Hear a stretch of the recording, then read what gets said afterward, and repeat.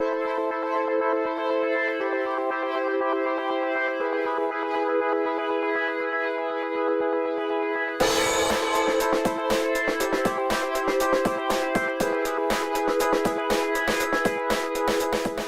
been a good experience. So far everyone's been very supportive and everyone likes the concept and the idea. From the beginning the script has been solid and we've all been pretty confident with it, so now all we got to do is edit it. Everything's gone pretty smoothly. It's the editing. Films are made 3 times, if you've ever heard, when you write it, when you shoot it, and then when you edit. So right now we're making the third time, so it's the edit. You learn that it's a lot of work. A lot of people get into it thinking that you just point and shoot a camera and make your friends say things that you write on a page, but there's more to it. You got to make sure those things on the page are solid and they make sense and it's a story.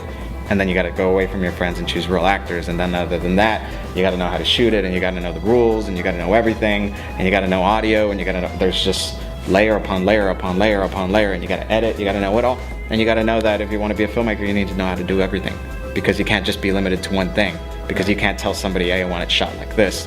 If you don't know the language, you need to know the language of film, you need to learn it. You need to use your friends, first of all, especially if you're just starting out. You need to use them because they're the only people that will work for you.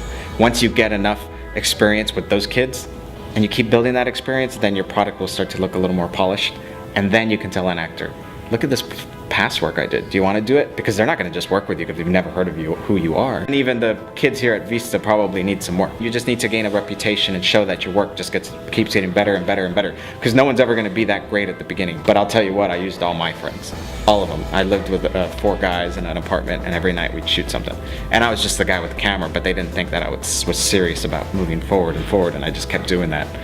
In between, like the big ideas, like Lilio is a big idea, I'll always do small little shorts. I always need to be doing something with editing and shooting.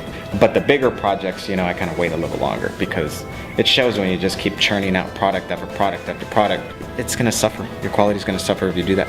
I think it's taken over a year, because I wrote Lilia last summer. Before summer ended, I just went to Marfa in West Texas and just wrote it really quick. I'm not going to be done with the final edit probably till late May. So right now, if it goes out anywhere, it's going to be a little rough cut, because there are film festivals that are asking for it, but it's not done yet. And the last thing you want to do is give them, you know, a half product. Every day I get home from school, which I'm already exhausted because I teach at Harlandale, I would have to go home and plop myself in front of the computer and start editing again, and there's just no, you know, your heart's in it, that's what you do, you know.